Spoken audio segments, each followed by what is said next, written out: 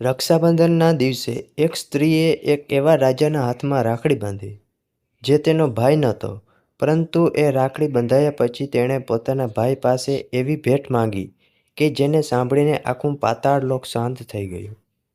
તેણે સોનું નથી માગ્યું, રત્ન નથી માગ્યા, રાજ્ય નથી માગ્યું. તેણે તો પોતાના ભાઈ પાસેથી સીધા ભગવાન વિષ્ણુને જ માગ્યા. પરંતુ સવાલ એ છે કે માતા લક્ષ્મીને રાજા બલિને રાખડી બાંધવાની જરૂર શા માટે પડી? ભગવાન વિષ્ણુ પાતાળલોકમાં રાજા બલિ પાસે કેમ રોકાયા હતા? અને જ્યારે લક્ષ્મીજીએ પોતાનું સાચું સ્વરૂપ બતાવ્યું, ત્યારે બલિએ એવો કયો નિર્ણય લીધો કે ભગવાન વિષ્ણુ પણ તેની ભક્તિ અને વચનથી પ્રસન્ન થઈ ગયા? આ રહસ્યમય અને અદ્ભુત કથા આપણને રક્ષાબંધનના દોરામાં છુપાયેલા એવા સત્ય સુધી લઈ જશે, જે કદાચ તમે પહેલાં ક્યારેય સાંભળ્યું નહીં હોય. તો ચાલો સમયની સીમાઓ પાર કરીએ, જઈએ એ પવિત્ર યુગમાં જ્યાં એક રાજાનું વચન, એક બહેનની રાખડી અને ભગવાનનું દિવ્ય વચન એકબીજા સાથે જોડાવાનું હતું. આ કથા છે રાજા બલિની ભક્તિ, માતા લક્ષ્મીના પ્રેમ અને રક્ષાબંધનના પવિત્ર વચનની. કહેવામાં આવે છે કે આ કથા માત્ર ભાઈ બહેનના સંબંધની વાત નથી કરતી, પરંતુ સમજાવે છે કે સાચો સંબંધ લોહીના સંબંધથી નહીં, પરંતુ વિશ્વાસ, વચન અને ત્યાગથી બને છે. જો તમને આવી પૌરાણિક, ભક્તિ અને રહસ્યમયથી ભરેલી ગુજરાતી વાર્તાઓ ગમતી હોય, તો વાર્તા આગળ વધે તે પહેલાં અમારી ચેનલને સબસ્ક્રાઈબ કરી દેજો. વિડીયોને લાઇક કરજો, તમારા પરિવાર અને મિત્રો સાથે શેર કરજો અને કોમેન્ટમાં જય શ્રી હરિ જરૂર લખજો, કારણ કે તમારો એક નાનો પ્રેમભર્યો પ્રતિસાદ અમને આવી વધુ સુંદર પૌરાણિક કથાઓ તમારા સુધી પહોંચાડવાની પ્રેરણા આપે છે. હવે આંખો બંધ કરીને કલ્પના કરો કે સમય ઘણો જૂનો છે. દેવતાઓ અને અસુરોની દુનિયામાં એક એવો સમય આવ્યો હતો જ્યારે રાજા બલિનું નામ ત્રણેય લોકમાં ગુંજી રહ્યું હતું. રાજા બલિ અસુર કુળમાં જન્મેલો હોવા છતાં ભગવાન પ્રત્યે અદ્ભુત ભક્તિ ધરાવતો હતો. તે પરાક્રમી હતો, દાનવીર હતો અને પોતાના વચનનો પાકો હતો. તેની પ્રજા તેને ખૂબ પ્રેમ કરતી હતી, કારણ કે બલિ માટે રાજા બનવાનો અર્થ માત્ર સિંહાસન પર બેસવાનો ન હતો, પરંતુ પોતાની પ્રજાનું સુખ માટે પોતાનું સર્વસ્વ અર્પણ કરવાનો હતો. ધીમે ધીમે બલિએ પોતાના પરાક્રમથી દેવતાઓના લોક સુધી પોતાનું પ્રભુત્વ સ્થાપિત કરી દીધું. દેવતાઓ ચિંતિત થયા. ઇન્દ્ર સહિત બધા દેવોએ ભગવાન વિષ્ણુની શરણ લીધી અને પ્રાર્થના કરી કે બલિના વધતા પ્રભાવને રોકવામાં આવે. પરંતુ ભગવાન વિષ્ણુ જાણતા હતા કે બલિ ભલે અસુર વંશમાં જન્મ્યો હોય, છતાં તે ભક્તિ અને દાનમાં અદ્વિતીય છે. તેથી ભગવાને તેને નષ્ટ કરવાનો માર્ગ નહીં, પરંતુ તેની પરીક્ષા લેવાનો માર્ગ પસંદ કર્યો. એક દિવસ ભગવાન વિષ્ણુએ વામન અવતાર ધારણ કર્યો.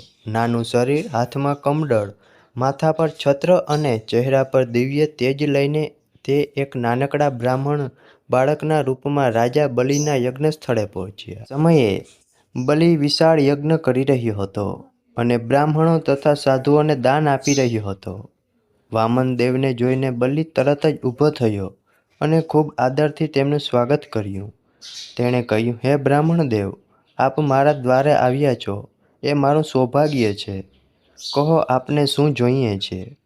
વામન ભગવાને શાંત અવાજે કહ્યું, રાજન, મને વધારે કંઈ નથી જોઈએ. મને માત્ર એટલી જમીન જોઈએ જેટલી મારા 3 પગલામાં આવી શકે. ત્યાં હાજર બધા લોકો આશ્ચર્યચકિત થઈ ગયા.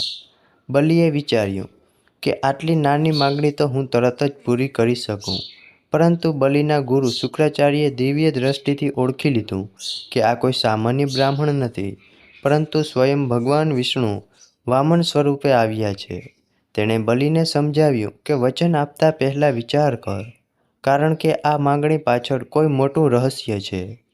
પરંતુ બલિ પોતાના વચનથી પાછો ફરવા તૈયાર નહોતો. તેણે કહ્યું, જો સ્વયં ભગવાન પણ મારી પાસે કંઈક માગવા આવ્યા હોય, તો મારા માટે તેનાથી મોટું સૌભાગ્ય બીજું કશું હોઈ શકે? અને પછી વામન ભગવાને પોતાના પ્રથમ પગલામાં પૃથ્વી, બીજા પગલામાં આકાશ અને સમગ્ર બ્રહ્માંડને આવરી લીધું. હવે ત્રીજા પગલા માટે સ્થાન બાકી રહ્યું ન હતું. બલિ સમજી ગયો કે હવે ભગવાન તેની પરીક્ષા લઈ રહ્યા છે. તેણે માથું નમાવીને કહ્યું, પ્રભુ, ત્રીજું પગલું મારા માથા પર મૂકો. ભગવાને બલિના માથા પર પગ મૂક્યો અને તેને પાતાળ લોકમાં મોકલી દીધો. પરંતુ બલિની ભક્તિ અને વચનબદ્ધતાથી ભગવાન વિષ્ણુ ખૂબ પ્રસન્ન થયા. તેણે બલિને પાતાળ લોકનું રાજ્ય આપ્યું અને વચન આપ્યું કે તેઓ પોતે તેની રક્ષા કરશે. ભગવાન વિષ્ણુનું આ વચન બલિ માટે સૌથી મોટું આશીર્વાદ હતું. પરંતુ બીજી તરફ વૈકુંઠમાં માતા લક્ષ્મી પોતાના પ્રિય પતિની રાહ જોઈ રહી હતી. દિવસો પસાર થતા ગયા, પરંતુ ભગવાન વિષ્ણુ વૈકુંઠમાં પાછા ન આવ્યા. લક્ષ્મીજીએ જ્યારે ખબર પડી કે ભગવાન વિષ્ણુ રાજા બલિને આપેલા વચનને કારણે પાતાળ લોકમાં રોકાયા છે, ત્યારે તેમના હૃદયમાં ચિંતા છવાઈ ગઈ. ભગવાન વિષ્ણુએ પોતાનું વચન રાખવું જ હતું, પરંતુ લક્ષ્મીજી માટે પતિથી દૂર રહેવું પણ સહેલું ન હતું. તેણે વિચાર્યું કે ભગવાનને બળજબરીથી વૈકુંઠમાં પાછા લાવવું ધર્મસંગત નથી. જો બલિએ ભગવાનને પોતાની પાસે રાખ્યા છે, તો તે પણ કોઈ સ્વાર્થથી નહીં, ભગવાનના આશીર્વાદ અને વચનને કારણે છે. તેથી લક્ષ્મીજીએ એક એવી યોજના બનાવી જેમાં કોઈ યુદ્ધ નહીં થાય, કોઈ ક્રોધ નહીં થાય અને કોઈ વચન ન તૂટશે. તેમણે સામાન્ય સ્ત્રીનું રૂપ ધારણ કર્યું અને પાતાળ લોક તરફ પ્રસ્થાન કર્યું. પાતાળ લોકનો માર્ગ સામાન્ય માનવ માટે કલ્પના બહારનો હતો, પરંતુ માતા લક્ષ્મી માટે તે મુશ્કેલ નહોતો. તેઓ એક અજાણી સ્ત્રીના રૂપમાં રાજા બલિના મહેલની નજીક પહોંચી. બલિના સેવકોએ તેમને જોયા અને રાજા પાસે સમાચાર પહોંચાડ્યા કે એક અજાણી સ્ત્રી મહેલના દ્વારે ઊભી છે. બલિએ તરત જ આદેશ આપ્યો કે મહેમાનને અંદર લાવવામાં આવે, કારણ કે બલિની એક વિશેષતા હતી, તે પોતાના દ્વારે આવેલા મહેમાનને ક્યારેય નિરાશ કરતો નહોતો. લક્ષ્મીજી મહેલમાં પહોંચ્યા. બલિએ તેમને સન્માનપૂર્વક આસન આપ્યું અને પૂછ્યું, માતા, આપ કોણ છો, ક્યાંથી આવ્યા છો અને આપને મારી પાસે શું કામ છે? લક્ષ્મીજી માત્ર સ્મિત કરીને બોલ્યા, રાજન, હું એક મુસાફર છું. મારી કોઈ નિશ્ચિત ઘર નથી. મને થોડા સમય માટે આશ્ચર્ય જોઈએ છે. બલિએ તરત જ કહ્યું, આ મહેલમાં જ્યાં સુધી આપ રહેશો ત્યાં સુધી આપને કોઈ મુશ્કેલી નહીં થાય. આ રીતે લક્ષ્મીજી બલિના મહેલમાં રહેવા લાગ્યા. પરંતુ બલિને ધીમે ધીમે લાગવા લાગ્યું કે આ સ્ત્રી સામાન્ય નથી. તેઓ જ્યારે ભગવાનનું નામ લેતા ત્યારે આખું વાતાવરણ જાણે સુગંધથી ભરાઈ જતું. તેમના ચહેરા પર એવું તેજ હતું જે સામાન્ય માનવીમાં હોઈ શકે નહીં. તેમ છતાં બલિએ તેમની ઓળખ જાણવા માટે કોઈ દબાણ કર્યું નહીં. તે મહેમાનના રહસ્યનો સન્માન કરતો રહ્યો. સમય પસાર થતો ગયો અને એક દિવસ પાતાળ લોકમાં રક્ષાબંધનનો પવિત્ર દિવસ આવ્યો. મહેલમાં ઉત્સવનું વાતાવરણ હતું. બલિ પોતાની પ્રજાને ભેટો આપી રહ્યો હતો. ત્યારે લક્ષ્મીજી શાંતપણે એક રક્ષાસૂત્ર લઈને તેમની સામે આવી. બલિએ આશ્ચર્યથી પૂછ્યું, આપના હાથમાં આ રક્ષાસૂત્ર કેમ? લક્ષ્મીજીએ કહ્યું, આજે હું તમને રાખડી બાંધવા માગું છું. બલિ થોડો અચંબામાં પડી ગયો. તેણે કહ્યું, માતા, હું તો આપને ઓળખતો પણ નથી. આપ મને ભાઈ કેમ માનો છો? લક્ષ્મીજી બોલ્યા, રાજન, ભાઈ બહેનનો સંબંધ માત્ર જન્મથી નક્કી થતો નથી. જ્યાં વિશ્વાસ હોય, જ્યાં એકબીજાની રક્ષા કરવાનો ભાવ હોય, જ્યાં નિસ્વાર્થ સ્નેહ હોય, ત્યાં સંબંધ જન્મે છે. બલિના હૃદયને આ શબ્દ સ્પર્શી ગયા. તેણે પોતાનો હાથ આગળ કર્યો. લક્ષ્મીજીએ પ્રેમથી રક્ષાસૂત્ર બાંધ્યું. રાખડી બાંધતા જ બલિના મનમાં એક અદ્ભુત શાંતિ છવાઈ ગઈ. તેણે કહ્યું, બહેન, આજે તમને મને રાખડી બાંધી છે, તેથી આજથી તમે મારી બહેન છો. કહો, હું તમને શું ભેટ આપું? લક્ષ્મીજી થોડા સમય માટે મૌન રહ્યા. બલિએ ફરીથી કહ્યું, બહેન, સંકોચ ન કરશો. તમે જે માંગશો તે હું મારી શક્તિ પ્રમાણે જરૂર આપીશ. ત્યારે લક્ષ્મીજીએ પોતાના હૃદયનું રહસ્ય ખોલવાનું નક્કી કર્યું. તેમણે કહ્યું, રાજન, હું જે માંગવા આવી છું તે સોનું નથી, રત્ન નથી, રાજ્ય નથી અને કોઈ ભૌતિક સંપત્તિ પણ નથી. બલિએ પૂછ્યું, તો શું પછી જોઈએ છે? લક્ષ્મીજીએ ધીમે અવાજે કહ્યું, મારે મારા પતિ જોઈએ છે. બલિ ચોંકી ગયો. તેણે પૂછ્યું, તમારા પતિ કોણ છે? ત્યારે લક્ષ્મીજીએ પોતાનું દિવ્ય સ્વરૂપ પ્રગટ કર્યું. મહેલમાં અચાનક દિવ્ય પ્રકાશ ફેલાઈ ગયો. બલિની આંખો આશ્ચર્યથી પહોળી થઈ ગઈ. સામે કોઈ સામાન્ય સ્ત્રી નથી, પરંતુ વૈકુંઠની મહાલક્ષ્મી ઊભી હતી. બલિ તરત જ તેમના ચરણોમાં નમ્યો અને બોલ્યો, માતા, હું તો તમને ઓળખી જ ન શક્યો. મારા માટે આ તો મહાન સૌભાગ્ય છે કે તમે મારા મહેલમાં આવી મને ભાઈ માનીને રાખડી બાંધી. લક્ષ્મીજી બોલ્યા, બલી, હું તને દોષ આપવા આવી નથી. હું જાણું છું કે ભગવાન વિષ્ણુએ તને વચન આપ્યું છે અને તેઓ તારા રક્ષણ માટે અહીં રહે છે. પરંતુ હું મારા પતિથી દૂર રહી શકતી નથી. તેથી મેં તને ભાઈ બનાવી તારી પાસે મારી એક વિનંતી કરવા આવી છું. બલિનું હૃદય બે ભાગમાં વહેંચાઈ ગયું. એક તરફ ભગવાન વિષ્ણુ હતા, જેમને પોતાના જીવનનું સૌથી મોટું સૌભાગ્ય માનતો હતો, અને બીજી તરફ નવી બહેન હતી, જેણે તેને રાખડી બાંધીને રક્ષાનું વચન માંગ્યું હતું. પરંતુ બલિ માત્ર શક્તિશાળી રાજા નહોતો, તે વચનનો માણસ હતો. તેમણે આંખો બંધ કરી અને થોડા સમય માટે મૌન રહ્યો. પછી તેણે ભગવાન વિષ્ણુને યાદ કર્યા અને કહ્યું, પ્રભુએ મને જે આપ્યું છે તે મારું સૌભાગ્ય છે, પરંતુ મારી બહેનને મેં આજે વચન આપ્યું છે. હું મારા વચનથી પાછો નહીં ફરું. ત્યારબાદ બલિ ભગવાન વિષ્ણુ પાસે ગયો. તેણે નમન કરીને કહ્યું, પ્રભુ, આપ મારા મહેલમાં રહો છો, એ મારા જીવનની સૌથી મોટી સંપત્તિ છે. પરંતુ આજે માતા લક્ષ્મીએ મને રાખડી બાંધી છે અને મેં તેમને રક્ષણનું વચન આપ્યું છે. તેમની ઈચ્છા છે કે આપ વૈકુંઠ પરત જાઓ. હું આપને રોકવાનો અધિકાર હવે મારી પાસે રાખી શકતો નથી. આપ વિષ્ણુ બલિના શબ્દો સાંભળી પ્રસન્ન થયા. તેમણે કહ્યું, બલિ, તું ખરેખર મહાન છો.